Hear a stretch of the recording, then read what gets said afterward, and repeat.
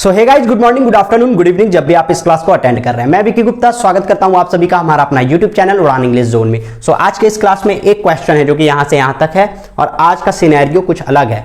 इसको सॉल्व करने से पहले मैं आपको थोड़ा सा डिस्कस कर लेता हूं कि कहां ए का यूज करें, कहां एन और कहां द, क्योंकि सिनेरियो अलग है। आपको थोड़ा मैं कुछ समझा रहा हूं, वो समझो ध्यान से। देखिए यहां पर क्या है, एक है स्पीकर, है ना। कन्वर्सेशन में दो ही जन होते हैं, आपको पता है। एक को कहते हैं स्पीकर और वो जिसको कुछ बोलता है उसको क्या बोलते हैं, लिसनर। बातचीत दो के बीच में होता है ना, एक बोलने वाला, एक उसके बात को सुनने वाला। तो जब यहाँ पर क्या है, एक ऑब्जर्वर यानी कि जो स्पीकर है वो एक लड़की का कहानी बता रहा है ना। Girl was playing in street, मतलब कि गली में एक लड़की खेल रही थी और फिर क्या हुआ, ये हुआ, तो वो कहानी बता रहा है। तो उस केस में क्या होता है, आप ध्यान से समझेंगे एकदम 100 फोकस के साथ, कि उस केस में क्या होता है। ये अभी बहुत सारे नाउन के बारे में डिस्कस करेगा, है ना। बहुत सारा नाउन, क्योंकि आर्टिकल हम लोग पढ़ रहे हैं तो आपको पता है आर्टिकल नाउन के ही कॉन्टेक्स्ट में आता है। तो ये कई सारे नाउन के बारे में बोलेगा, ठीक है, जिसके बारे में लिसनर को पता नहीं होगा, है ना। देखो एक नाउन के बारे में बोला, फॉर एग्जाम्पल यहाँ गर्ल लिखा हुआ है, इसको एग्जाम्पल पकड़ लेते हैं। यहाँ गर्ल लिखा हुआ है, बट लड़की, कौन सी लड़की के बारे में बोल रहा है, क्या लिसनर को पता है? नहीं पता है, क्योंकि अभी ये शुरुआत किया ही है। तो शुरुआत में जब ये पहली बार किसी भी नाउन के बारे में बोलेगा तो ए या एन बोलेगा, है ना। अगर स्वर, आपको पता है स्वर होता है तो एन बोलेगा, और नहीं तो व्यंजन होगा तो ए, ऐसा करके, मतलब ए नहीं तो एन बोलेगा अगर वो पहली बार बोलेगा तो। अच्छा, उसी को जब वो रिपीट करेगा तो द करके फिर बोलना शुरू कर देगा, क्योंकि एक होता है जिसको बोलते हैं इनडेफिनिट, है ना। यहीं पर आ जाता है इनडेफिनिट का दायरा और डेफिनिट का, यानी कि लिसनर किस लड़की, मतलब स्पीकर किस लड़की के बारे में बोल रहा है, लिसनर को एग्जैक्टली पता नहीं है, तो वो ए या एन करके बोला। लेकिन फिर अगर वही लड़की के बारे में दोबारा बोलेगा तो अब इसको पता है कि किस लड़की के बारे में बोल रहा है, यानी कि जिसके बारे में पहले बता चुका। तो वो इनडेफिनिट के दायरे से निकलकर डेफिनिट में आ चुका है वो नाउन, है ना। पहले नाउन इनडेफिनिट के दायरे में था, है ना, इनडेफिनिट के दायरे में था। अब नाउन, वही नाउन, है ना, डेफिनिट के दायरे में हो गया जब वो उसको दोबारा रिपीट किया, है ना। एक बार, सिर्फ फर्स्ट बार वो इनडेफिनिट के दायरे में होता है, बाकी उसके बाद कितना बार भी अगर उसके बारे में बोले तो वो किसके दायरे में आ गया, डेफिनिट के बारे में। जैसे यहाँ मैं साथ ही साथ समझाते भी चलूंगा आप लोगों को, है ना, आराम से देखना, समझ आएगा और बहुत कुछ सीखने को मिलेगा इस क्लास में, क्योंकि यहाँ बहुत तरह का, है ना, आर्टिकल्स के साथ साथ एक लैंग्वेज भी है, तो आप कनेक्ट कर पाएंगे कि कैसे बोला जाता है या लिखा जाता है। सबसे पहले girl was playing in street, कौन सा गली, कौन सा लड़की, आई डोंट नो, है ना। तो यहाँ पर फर्स्ट जिक्र हो गया, तो ए गर्ल और स्ट्रीट है, स्ट्रीट में क्या होगा, ए स्ट्रीट, ठीक है, दोनों में ए लग गया। फर्स्ट जिक्र है इसीलिए, क्योंकि गली भी बहुत सारा होता है ना, लड़की भी बहुत सारी होती है, तो उसमें से कौन सी, है ना, मतलब एग्जैक्ट पता नहीं है। सो यहाँ दो ही नाउन था, उसके आगे में ब्लैंक दिया हुआ था, तो a girl was playing in a street, फिर यहाँ गर्ल आ गया। अब देखो, मैंने कहा, मैं ही बन जाता हूँ स्पीकर, मैंने कहा एक लड़की एक गली में खेल रही थी, वाज प्लेइंग, है ना, एक लड़की एक गली में खेल रही थी। फिर मैंने कहा गर्ल वाज 10 years old, लड़की 10 साल की थी। तो मैंने कहा लड़की 10 साल की थी। अगर अचानक से मैं बोल देता आपको कि लड़की 10 साल की थी, है ना, ये लाइन नहीं बोलता और डायरेक्टली ये बोल देता, तो आप कहते कौन लड़की 10 साल की थी, कहते हैं ना कौन लड़की 10 साल की थी, कुछ बताओ। तो पहले मैंने बता दिया कि एक लड़की एक गली में खेल रही थी, है ना, फिर मैंने कहा लड़की 10 साल की थी, तो आपने समझ लिया, अच्छा वो लड़की 10 साल की थी, है ना। तो ये लड़की अब डेफिनिट के दायरे में आ गई है, तो यहां पर द लगाएंगे। टी कैपिटल लिख रहा हूं क्योंकि यहां पर फुल स्टॉप है।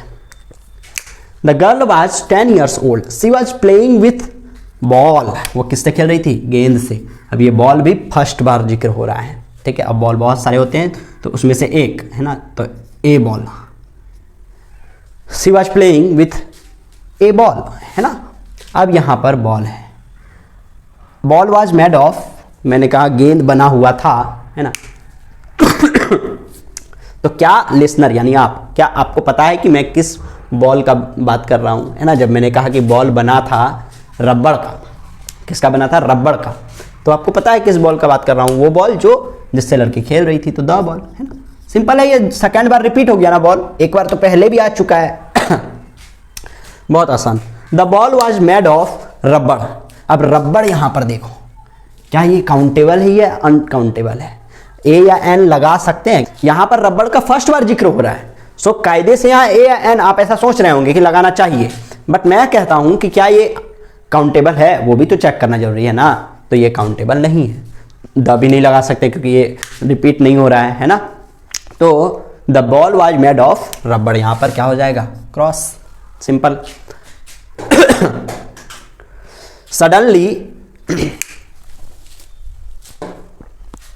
सडनली डॉग कैम, अब यहां पर एक और नाउन एंट्री मार रहा है। कौन? डॉग। अब ये डॉग कौन है नहीं पता, तो a dog, suddenly a dog came and began to frighten her, उसको क्या लगने लगा? डराने लग गया। कौन? एक कुत्ता आ गया और उसको डराने लग गया। लड़की भागी। आपको पता है कौन सी लड़की भागी? Yes, the girl ran hastily to neighbouring house, पड़ोस के घर पर भागी। अब यहां पर पड़ोस का घर क्या फिक्स्ड है? फिक्स्ड है, इसको आराम से समझना होगा ना। क्या फिक्स्ड है? नहीं नहीं नहीं नहीं नहीं सॉरी, क्योंकि पड़ोस में तो बहुत सारा घर होता है ना। हाँ, द गर्ल रन हेजिटली, अब यहां पर थोड़ा सोचिए आप, है ना। द गर्ल रन हेजिटली, है ना, to dash neighbouring house where elderly man was sitting with stick in hand, ऐसा करके लिखा हुआ है। इसको आराम से अगर पूरा पढ़ेंगे तब समझ में आएगा, नहीं तो आप सिर्फ इतना पढ़ करके नहीं बोल सकते हो कि यहाँ लगेगा या नहीं लगेगा। क्योंकि यहाँ क्या कह रहा है कि लड़की उस, है ना, लड़की उस पड़ोस के घर पर भागी जहां पर एक आदमी बैठा हुआ था एक डंडा के साथ। तो यहां पर नाइबरिंग भी डेफिनिट हो गया, तो द लगाऊंगा मैं। क्यों द? क्योंकि यहां जो ये बोल दिया है वेयर, है ना, बहुत सारा नाइबरिंग हाउस होगा, लेकिन उसमें से वैसे नाइबरिंग हाउस में जहां पर एक आदमी, है ना, बड़ा आदमी बैठा था स्टिक के साथ। तो the girl ran hastily to the neighbouring house where, है ना, an elderly man, an elderly, क्योंकि एल्डरली मैन का फर्स्ट बार जिक्र हो रहा है और ई से शुरू हो रहा है इसीलिए एन लगाएं। Was sitting with stick, stick का भी पहला बार जिक्र हो रहा है। अ स्टिक इन हैंड, है ना, इन हिज हैंड या इन द हैंड, तो द हैंड बोल सकते हैं ना, इन द हैंड, हाथ में लेकर। और हाथ में निश्चित हो गया किसका हाथ है? वो आदमी का। डैश मैन टुक अप, है ना, यहाँ हैंड निश्चित है या नहीं है? निश्चित है। Dash man took up stick, फिर यहाँ द मैन, क्योंकि द मैन के बारे में पहले से डिस्कशन हो चुका है। टुक अप डैश स्टिक, है ना, वही स्टिक जो लेकर के वो बैठा था। यहाँ पर था ना कहीं पर पहले ही स्टिक का जिक्र है, देखो तो रिपीट हो रहा है, तो the stick.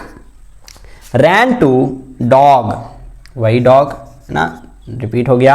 And drove him out of the street, देखो स्ट्रीट का पहली बार जिक्र यहां पर हुआ है, पहली बार यहां जिक्र हुआ है, दूसरी बार यहां हो गया, तो यहां the, out of the street. Dash girl thank, फिर लड़की आ गई, द गर्ल, और यहां टी बड़ी कर देता हूं इसलिए क्योंकि यहां फुल स्टॉप है। द गर्ल थैंक्ड मैन, फिर रिपीट हो गया man, the man. And again went to play in street, फिर से स्ट्रीट आ गया, तो यहां पर सही है, ये लगा दें, गलत हो गया, है ना, क्या लगा दें? द। ठीक है, कितना आसान है, जो मैंने समझाया उसी तरह मैंने बनाया, इसमें कोई रॉकेट साइंस नहीं था, बहुत ही सिंपल था। सो चलिए मिलते हैं आप नेक्स्ट वीडियो में। टिल देन अच्छे से आप पढ़ाई करते रहिए, सारा नोट्स रिवीजन करते रहिए, है ना, ध्यान देते रहिए, एक्सरसाइजेज और खुद से बनाते रहिए, और लाइक शेयर एंड सब्सक्राइब जरूर करें मेरे वीडियोज़ को, अपने फ्रेंड सर्कल में शेयर करें। चलिए, थैंक यू सो मच।